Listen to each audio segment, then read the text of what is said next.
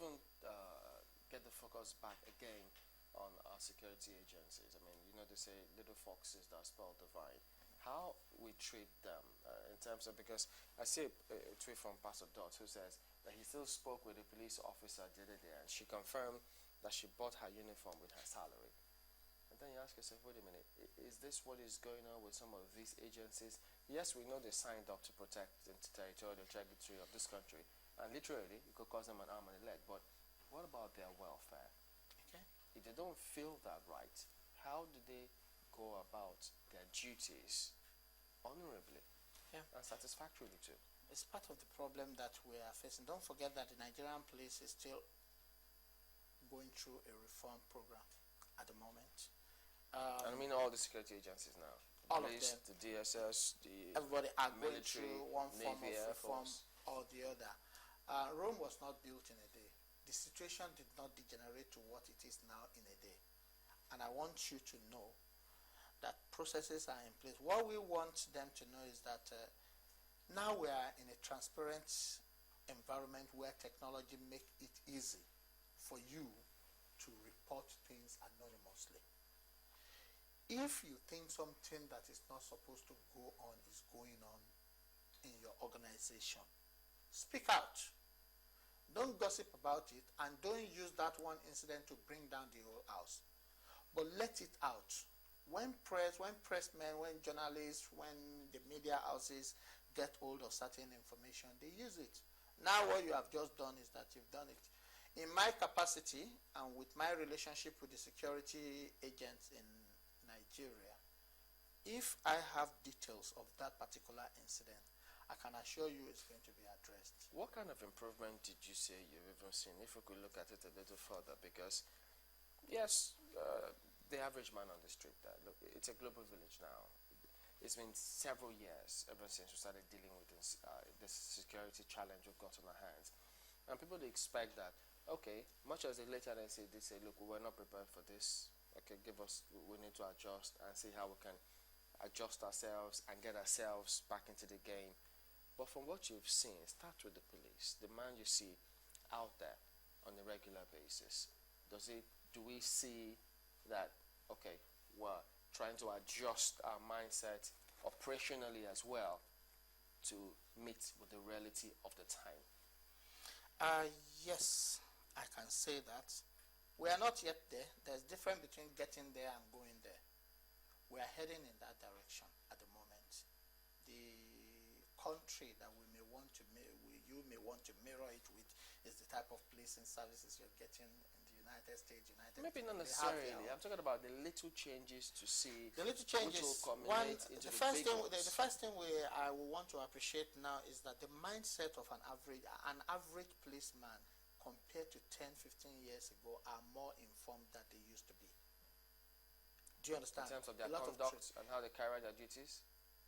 In terms of the training and information that has gone into them. Which is supposed to reflect on how they carry out their duties. Which is supposed to reflect on how they carry on their duties. Then the number of people who carry it is reflecting. It may not be at that level where you want to say, yes, we're there. But the conduct of few cannot be used to judge the conduct of many. We have about 340,000 police officers in Nigeria.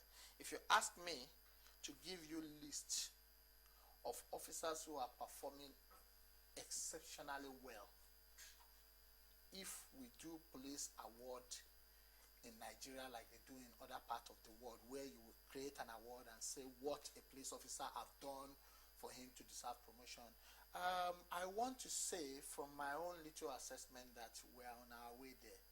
We still have patches of buying uniform, bribery, human rights abuses going on all over the places. And attitude is one thing that has to change, because this morning, before we got on there, we were talking about attitude of police officers. Sorry, can I say that again? Attitude of police officers. Yeah. Law enforcement officers should show example. They should lead by example.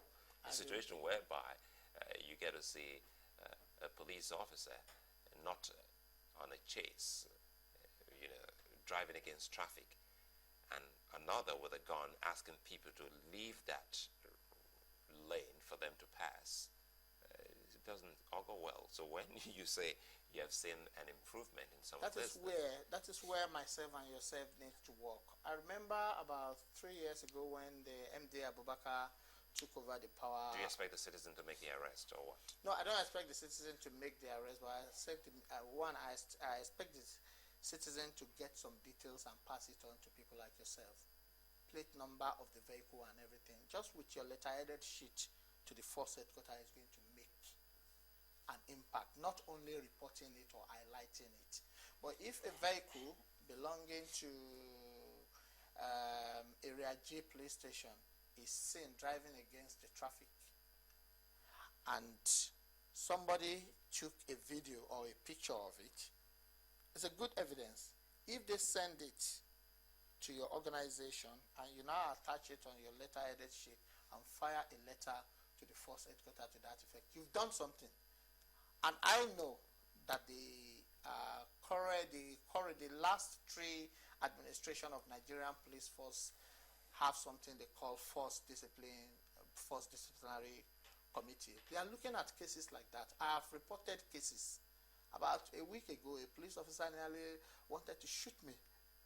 I reported it. There was a response immediately. The public needs to be informed about this. There are numbers you can call when things are happening. And this is where I expect you guys to go to work. I want you to start helping to advertise this on your program. Where is the number? Which number for the police complaint? The email address? Can somebody send an email to you and you can forward it to the higher command of the police? Don't say they will not do anything about it. Do you understand? Report it first. The fact that it's being exposed. Why shouldn't they say if they've experienced it? Who shouldn't say? The person you say don't say they shouldn't. No, I'm not saying them. I'm talking about you as a journalist now. So what if the journalist has experienced nothing? He shouldn't say it. No. Report it rather than saying, oh, they are bad, they are the same. Don't bother reporting it. If you are saying don't bother reporting it, it's like leaving the problem for your own children to sort out. Do you understand? The type of policing, my dad died as a result of police brutality. I pray that will not happen to me and that will not happen to my children. I've studied to that effect. I'm working with the police to that effect.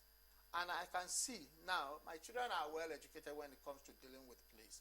I am well educated. I'm even taking my time to speak to my neighbors, friends, and relatives to say, okay, when it comes to police misconduct, please, this is the right way to go about it. And I think the media has a lot of work to do when it comes to that. All right, Mr. Latibosun, Abalanya is a security consultant. We've been looking at examining issues which did concern bothering on this ceasefire agreement. Thank you for coming on this morning. Thanks very much for your time.